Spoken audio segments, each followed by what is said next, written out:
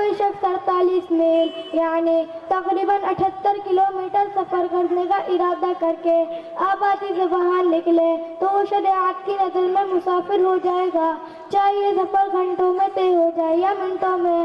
مسافر کے لیے نماز میں قصر کا حکم: مسافر ظہر، عصر اور عشاء کی فرض نمازوں میں قصر کرے، یعنی فرض کی 4 رکعتوں کی جگہ 2 رکعتیں پڑھے۔ فجر، مغرب اور وتر کی نمازیں اپنے حالت پر پڑھی جائیں گی۔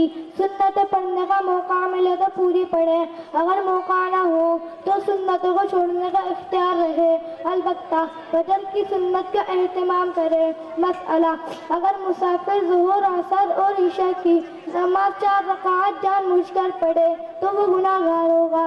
اگر بھول کر 4 رکعت پڑھ لیا اور دوسری رکعت میں بیٹھ کر تشہد پڑھ لیا تو 2 رکعتیں فرض ہو گئیں اور 2 رکعتیں نفل ہو جائیں گی، البتہ آخر میں سجدہ سہو کرنا واجب ہوگا۔ مسئلہ: مسافر جب تک کسی جگہ 15 دن ٹھہرنے کی نیت نہیں کرے گا اس وقت تک قصر کرتا رہے گا، اور جب کسی جگہ 15 دن ٹھہرنے کی نیت کر لے تو اس وقت پوری نماز پڑھے گا۔ مسئلہ: جب مسافر اپنی بستی کی حد سے باہر نکل جائے تو